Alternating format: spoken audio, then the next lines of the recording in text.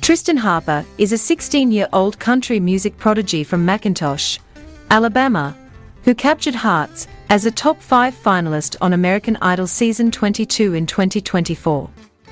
With a voice wise beyond his years and a story of resilience, overcoming homelessness and hardship alongside his mother, Triston's raw talent and Choctaw Indian heritage shone on the Idol stage. Since his standout performances of originals like H.O.P.E. and covers like Cover Me Up, he's been forging his own path with Triston Harper and the Dreamcatchers. Now married and expecting his first child, this small-town dreamer is redefining success, blending authentic storytelling with an indie spirit that challenges the old label empire. And now here's the Trout's interview with Triston Harper. Right after this message from our sponsor. Meet a financial advisor who learns what truly matters to you, creating financial strategies that support a life you love. That's David Smith with Edward Jones. His years of experience has assisted dozens of clients, just like you, to weave their way through the maze of financial opportunities available. One quick call at 469-372-1587 and David can assist your financial wants and needs. That's David Smith with Edward Jones at 469-372-1587. Remember, it's your financial future, make it a rewarding one. David Smith at 469-372-1587.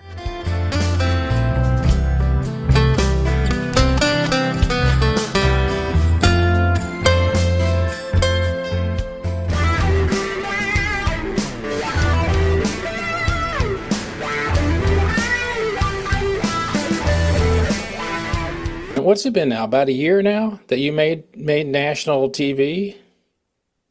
Yep, 18th made a year. That's when my episode debuted. When did you go into the, what was it, a gymnasium or something like that you were singing? Is that where you were? Yes, sir, in Tuskegee, that university that was there. Yeah. We did that in October. It was October 3rd. Oh my goodness, I didn't realize that was that far out advanced. I knew it was in advanced. So anyway, I'm watching the show, and you're singing to the three, and I'm sure you were like a lot of people. You probably surprised a lot of people when you started singing, because I wasn't expecting that out of you. I don't know what I was expecting, but when you came out with a cowboy hat, I went, okay, there's going to be some country here. Yeah.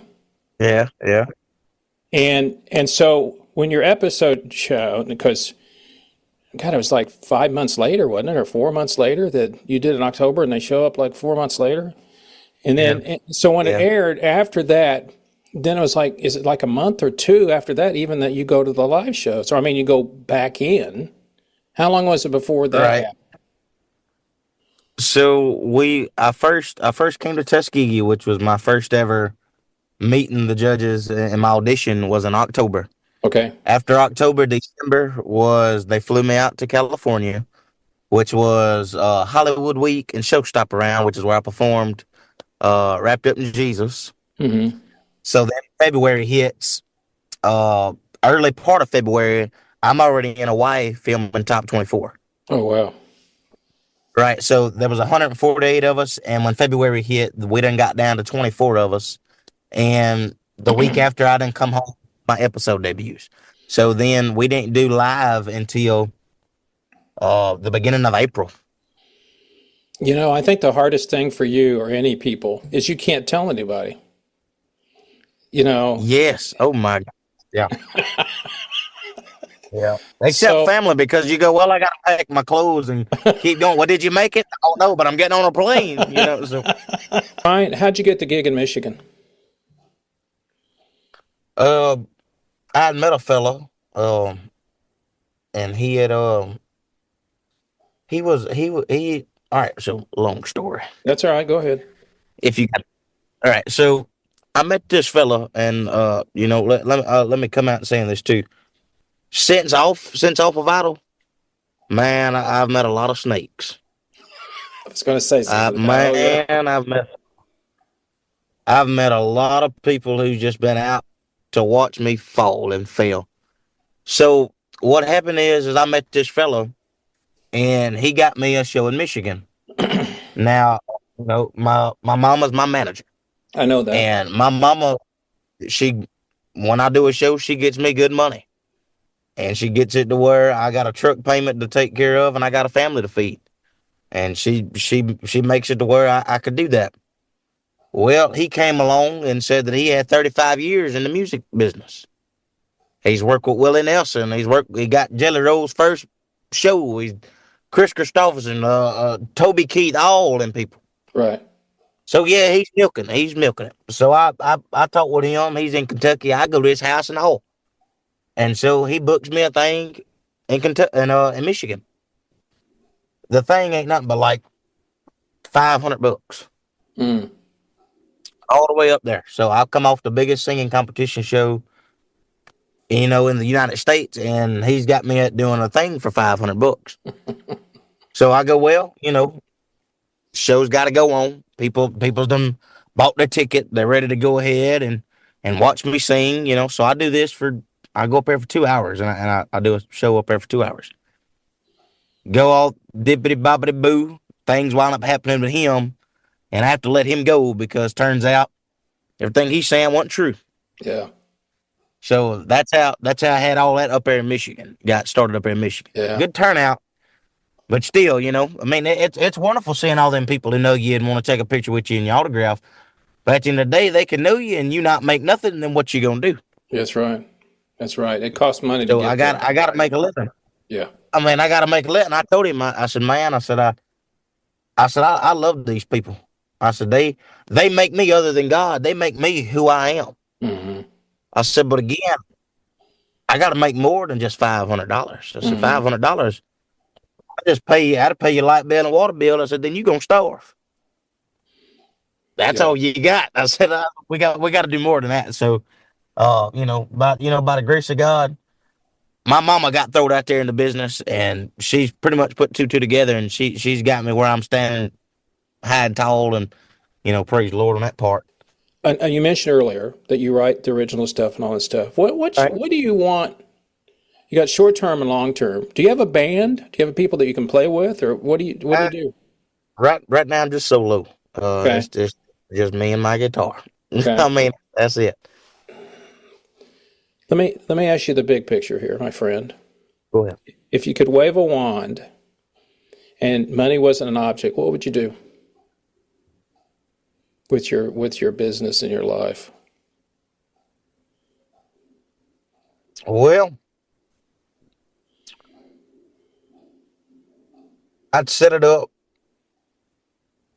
I mean, well, first of all, I'd buy my mama a house.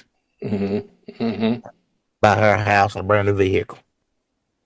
And then I'd go ahead and for sure set me up, my family. Go ahead and set up something in the future ahead for my child. And then, I mean, they say it takes a lot of money for studio and for an album. So I'd have that and go ahead and be getting my music and stuff ready. Do you have a goal of playing in front of a lot of people? Is that something that you have a goal of that you'd like to, or do you? I mean, some people don't. Some people I talk to, they just want to release music they don't care about. What would be your perfect concert? Where would you be? What would you be doing? Not necessarily the venue. How big would it be? I'd be at Nissan Stadium, headliner. Nashville, Tennessee. Yep. You have to have a goal. Got to. Hey, if your dreams don't scare you, dream bigger. That's right. If you don't have a goal, you're never going to get there. That's right. And I asked your mom the same question. I said, what do you want to do? She goes, well, I don't really think about it. And then she thought about it, and she said, I'd really like to see him play at the Grand Ole Opry. I told her, I said, for anybody who's a nobody, I said, if you're a country artist, I said, and you're trying to make it, I said, you get invited to the Grand Ole Opry, I said, you made it. Oh, yeah, when you get invited, that's a different story. You get the cake and all that stuff, and you get to go in. I said, you feel like in your heart you made it and you did what you were supposed to do as a country dude. Yeah. Have you been if you've been in the studio since Idol? You've been back in the studio, haven't you? Have you done a recording? I have not. I've not been, and I hated it because I loved it when I did it professionally. Oh, dude. And Yeah. man, if I could set up a bed in a studio, I'd live there. I loved it. I loved every minute of it. Yeah. There is something, you, as a songwriter myself for a long time, when you hear that final product, you're sitting there and you're going like, how did this come together? It all right here. It all came out. Right. How did this go from there? And I'm listening to it. But the one thing, and I'll tell you this, I'm a lead guitar player, okay? Okay. And when people, and I'm telling you this because I know what kind of person you are, people would come up to me and go, oh my God, that was great. And I just say, I got the gift. I was given this. That's right.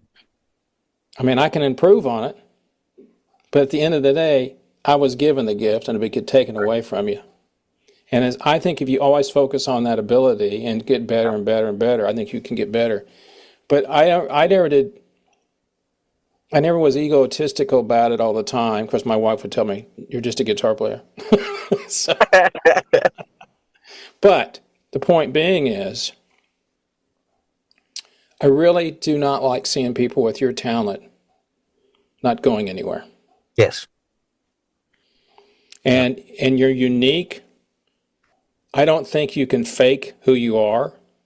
Right. I know they edit stuff and they come down and interview you and all that stuff, and they're going to show you the way you want to. But at the end of the day, your genuine personality comes out on TV. And either people love you on TV or as they say, you look good, your camera loves you, Yeah. and you've got the ability to draw people in. So when you go, like when you're doing a gig, how many originals do you do? I try to do at least 6, because I'll do about maybe 15, 16 songs. Okay. And I like to tell my story, and I like to talk, and I like to make people laugh during, get kind of, because I want the fans to know who I am. Right. So I don't want to be just strictly me singing. Y'all hurry up, hear me sing, and then you leave. I want to talk to y'all. I want y'all to hear my voice. I make y'all laugh. Go, man, it's a comedian special. I got a comedy special while I was here, and then I sing some originals to where you can kind of feel and hear, me as an artist. So I tend to probably do about 5 or 6 originals, and then I love covers, and then I love to throw in my gospel specials. Okay. Okay. And what's your favorite tune that you like playing at your own? That's my original. Mm-hmm. It would have to be a new one I wrote called "Mama's Love." Yep, and so far that's been the new one, and I really think I've been trying to do a thing. See, my mama she's in college for producing, so she's got a home studio. Mm-hmm. So we've actually been doing a lot of demos, getting it just about as perfect as you can probably get it, unless one of them professionals really got a hold of it. But I'm gonna try to leak that and tease it a little bit. But I think I think the world will really like that one, and it talks a little bit about my story and about me growing up without a daddy, and me getting married and stuff like it. Just a little bit about my story. It's country music, my friend. That's right. Somebody. What Yeah. about, And I think the other thing too is you need to be discovered again. Yeah, yeah. So also, so what I've also been, me and Mama's been talking about doing. So I also love The Voice.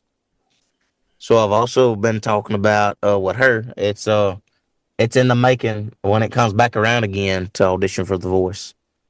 So that's been something that we've been thinking about doing. You have a story to tell, and you just need to be in front of the right people. That's right. Yeah. And I will say this again. I get nothing out of anything except seeing people grow.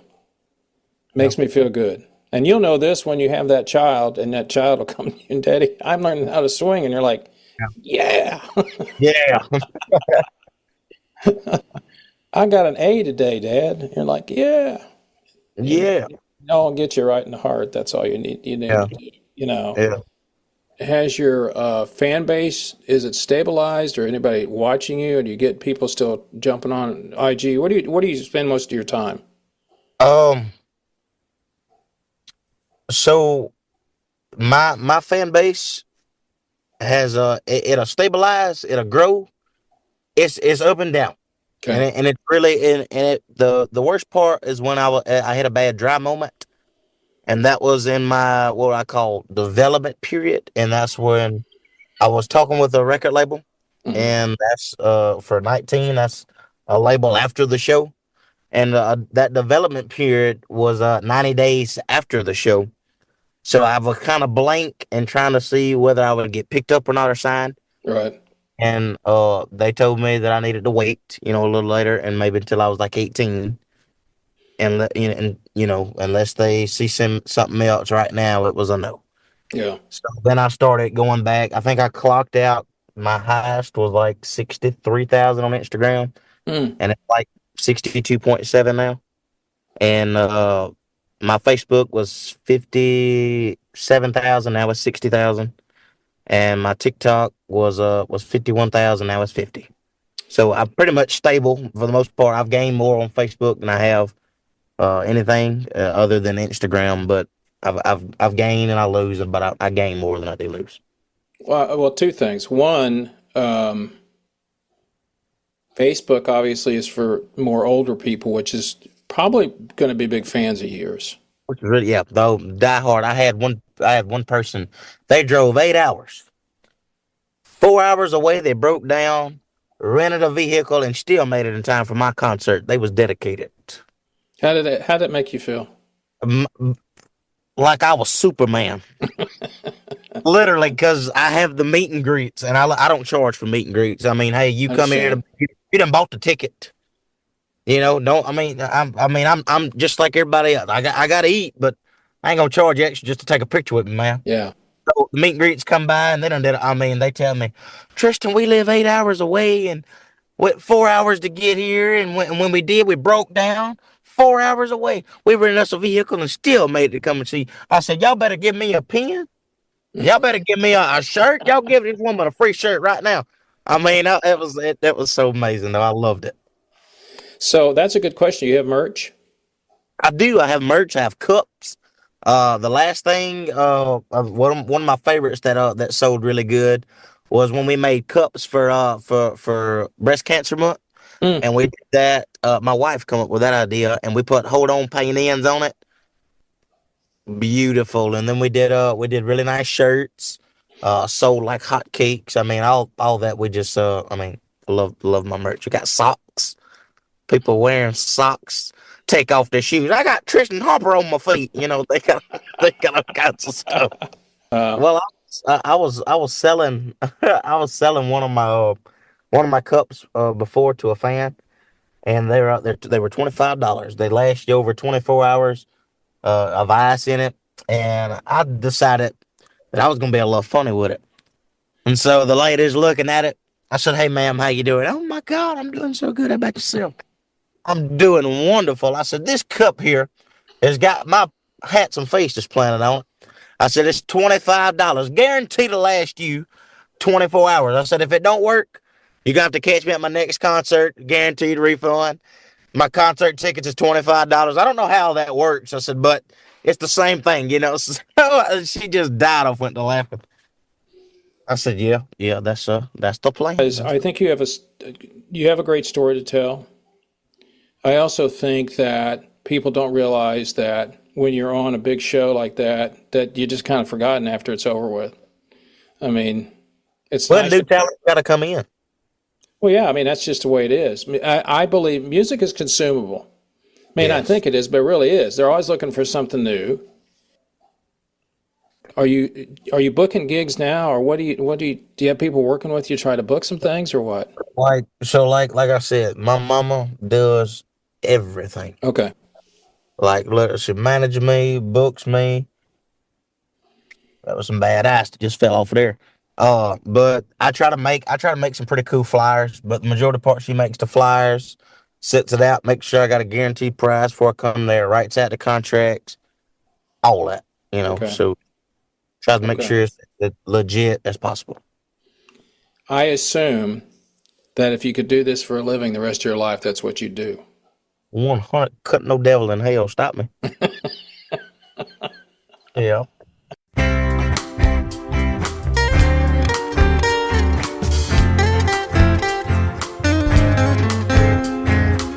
Well, that's it for this episode of The Trout Show. Thank you so much for stopping by. I appreciate it very, very much. Very big special thank you to Mr. Triston Harper, and wishing him best of luck in his musical journey. His new family is getting ready to have. He just got married.